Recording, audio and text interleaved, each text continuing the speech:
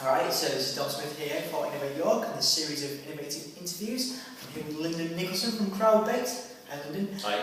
Can you first, I guess, easy question is, can you tell me a little bit about yourself and what you do? Yeah, sure. So I'm the founder and chairman of Crowdbait, a content marketing agency, headquartered here in York, also with an office in London. I started Crowdbait about 3 years ago now, after selling my previous group of marketing and advertising agencies based in London. And outside of Crowdbait, I also invest in small startup businesses. So I have a portfolio of 5 current active investments across marketing, advertising, publishing, and a couple of small manufacturing businesses. And just to answer that question, what is it that makes you so passionate about what you do on a day-to-day basis? I just really enjoy what I do on a day-to-day basis. I think I spend a lot of my time chatting to other businesses, whether that be about their overall marketing and advertising objectives, or about helping them build their business or start their business. Whatever it is, I just enjoy chatting to other business people. And that's kind of what gets me out of bed every day. I get a real buzz out of just chatting to people and figuring out how I can potentially help them, whether that be helping them for profit, helping them for fun, helping them for as being part of the greater good.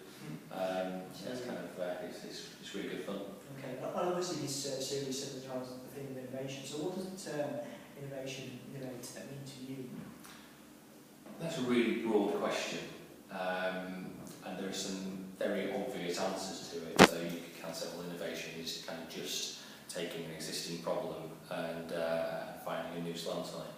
And I think where we are as business people today is that innovation can go in lots of different ways and can mean lots of different things depending on the type of business that you are, the type of person that you are, and different people within different businesses will have different ways of innovating in their own way. So for a manufacturing business, it could be finding just a kind of like a subtle tweak to a manufacturing process that suddenly revolutionises the way that you do business and allows you to make everything 3 times quickly. For web-based business, which a lot of my businesses are, it could be just making kind of like something really small and insignificant seeming tweak to maybe the user interface, and suddenly your conversions go through the roof. So innovation doesn't really have to be kind of the big kind of sea change that a lot of people imagine when you talk about innovation. It could be just kind of making very small changes along the way to make some big differences. On the flip side of that, innovation could be kind of waking up one day and saying, you know, what I'm doing isn't working anymore. It could be, just getting real with yourself and saying, I need to make a change. So innovation could be massive, it could be tiny, but I think innovation is, whichever way you look at it, an important part of business. Because if you stop innovating, you stop kind of moving forward, really. Yeah, I think that makes it quite really relatable to new businesses. And I wanted to ask you as well, what are your 3 sort of key tips for innovation in new businesses, and I guess businesses that are established as well?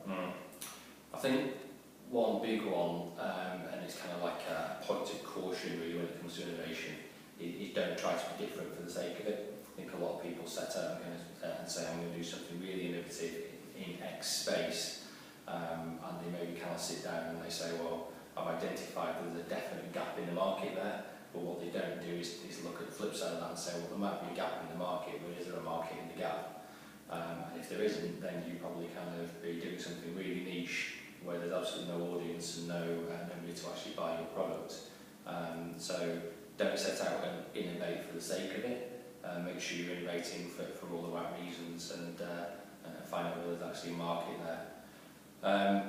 I think maybe the second kind of tip for innovation is to look for opportunities whenever there's any sort of new technology kind of raises its head. So, where we are right now, there's a lot of people talking about kind of new social networks that are popping their head up. And I think an important and a kind of a real opportunistic way of innovating at the moment is to look at a new social network or look at a new piece of technology or anything that's happening in the world around you and thinking, how can I apply that to my business and how can I find new opportunities to use whatever it is that's happening to kind of generate income for myself.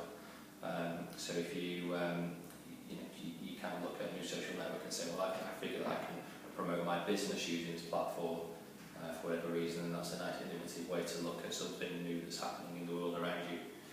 And I think kind of maybe the third tip is to look at kind of being innovative when it's looking at new and alternative economies. So we're in a position with the way the world works now that business doesn't have to be just about buying and selling stuff in a traditional way. It could be about swapping skills, it could be about swapping services, lending your time to one business in order to get time back from them, looking at alternative currencies like Bitcoin and kind of all these kind of things that are kind of popping their head up now. So I think it's important to kind of maybe look at innovative ways to use money as well. Absolutely. I mean, that's obviously exciting, and I want to know for Crowdbait, and from your perspective, how do you plan to be innovative in the future? I think we'll innovate in our business by using web as a big enabler for us, and there's lots of different ways that we're planning to use the web to improve our business, to maybe kind of find new clients. There's lots of kind of chatter goes on online about the opportunities raised ahead online that wouldn't perhaps find their way to us in any other way, so we're looking at ways that we can use the web to find new clients in the first place. We're also looking at ways over the course of 2015 to use the web to allow us to manage our people better. Some of our people are here in York, we have people in London, and we also have people that we use as remote workers. So we're looking at lots of different ways that we can be innovative in the way that we kind of communicate with, manage, motivate and deal with our people.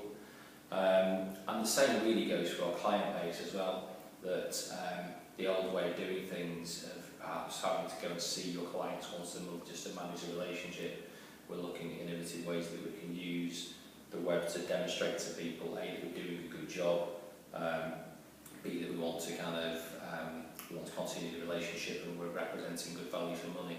I think the more you can kind of communicate with people using the web, the less you have to travel around, the kind of better it is for the planet, saving money on travel expenses. So we're kind of looking at innovative ways to use web as an enabler in lots of different ways for us. Absolutely. Well, thank you very much for your time today, Lyndon. Really appreciate it. No problem.